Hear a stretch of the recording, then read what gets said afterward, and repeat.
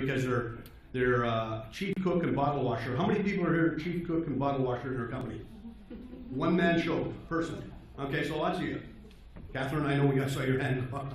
You got a busy factory, she's doing everything. So, you know, creating your paperwork, but then again, on your paperwork, folks, a simple spelling error will hold up your documents. And I've seen it all over again, where I've seen shipments be sent back from China all the way back to Canada, and because they were refused. And so, you know, and I can tell you right now, here's a great example. At the 2008 Olympics in Beijing, Canada and BC had a pavilion for the Olympics. We had, in a neighborhood of about 2,000 cases of BC wine being sent to the pavilion in 2008. That stuff's probably vinegar today. It's still there.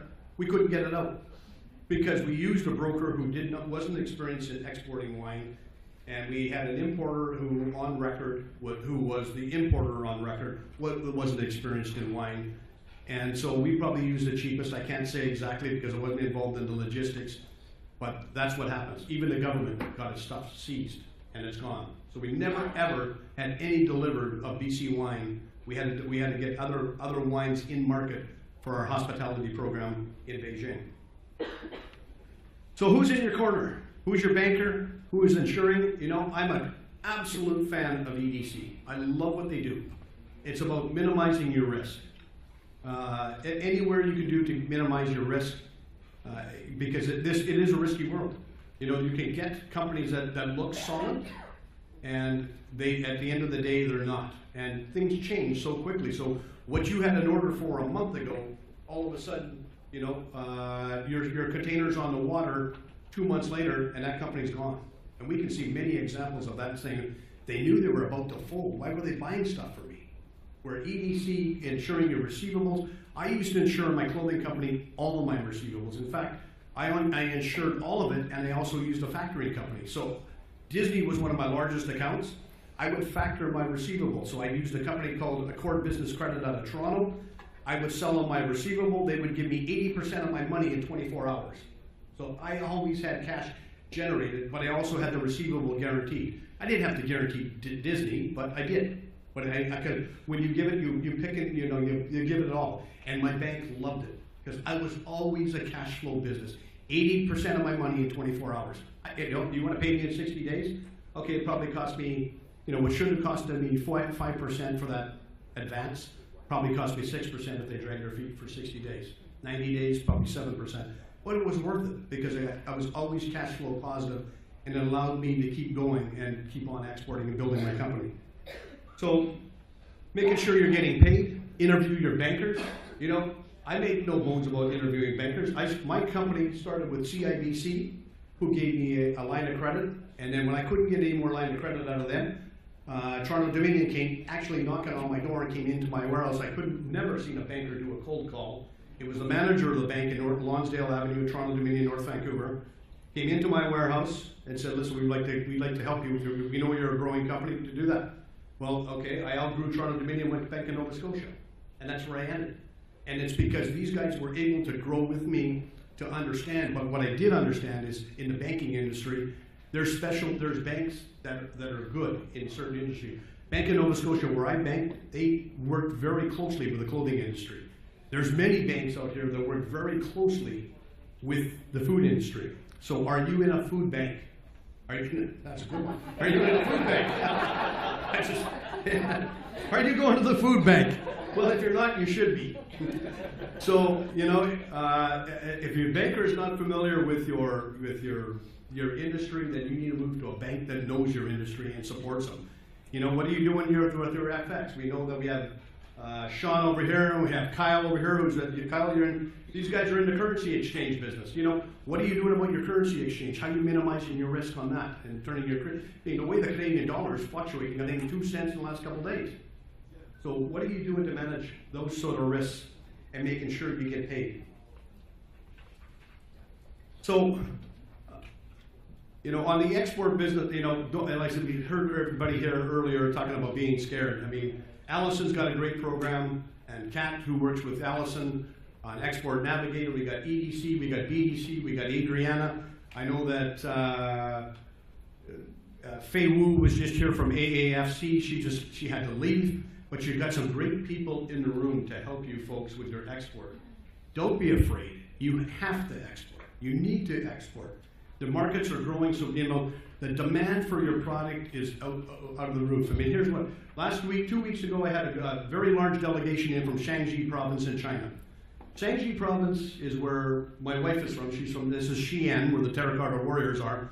But that province is 40 million people alone.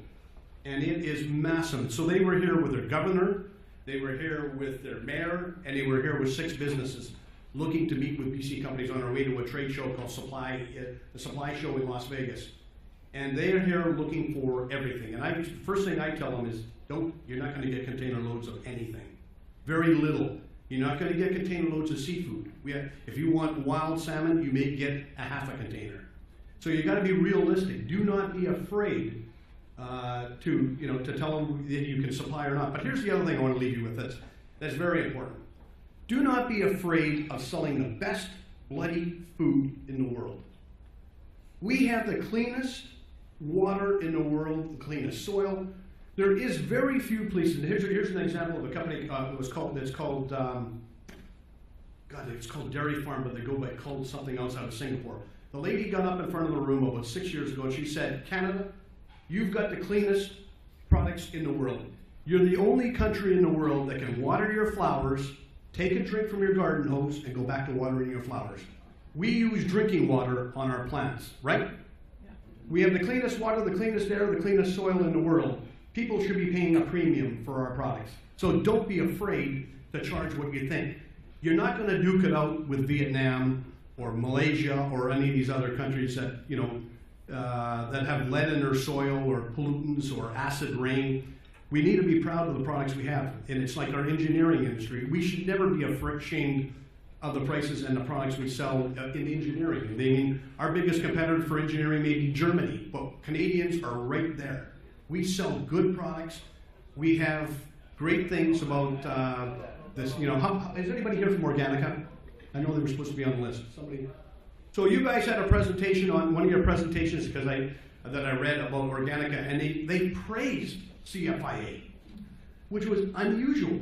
They praised the CFIA in their standards of inspection, and let everybody know that don't be afraid of the CFIA. We have good products because of the CFIA. And I can tell you, 2 years ago I was with a group from China, the CFDA, ASQIQ, which is now gone. It's now CCIC from China, and they were here to look at food inspection agencies. They were in Australia, they were in New Zealand, and they were in United States, and they were looking at the CFIA saying the standards from the CFIA are so high that they would like to adopt CFIA standards in China. And then I know that 2 months later they had a big thing in Shanghai with CFIA speakers. So we should not be afraid and be ashamed of the prices we have to charge to make money. It's about making money, right? Make money and don't be ashamed of the cleanest water, the cleanest air, and the cleanest soil in the world where your products are coming from. So that's the end of that. And so, you know what, if I do a number of services, a lot of consulting, if you're looking to do some export, you're going to see a little flyer like this on your table.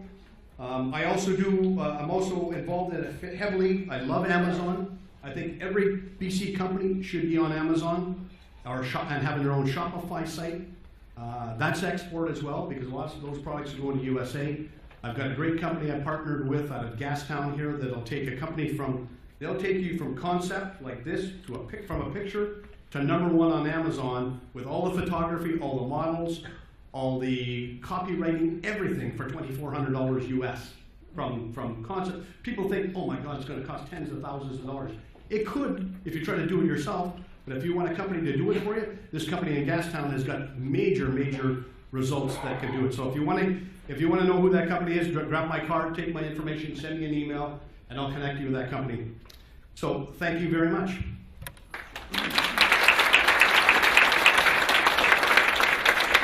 So now, for the next part of the program, we're going to call on some experts, and these are the guys that I know you've been seeing. You're a very quiet group in the first 3 speakers.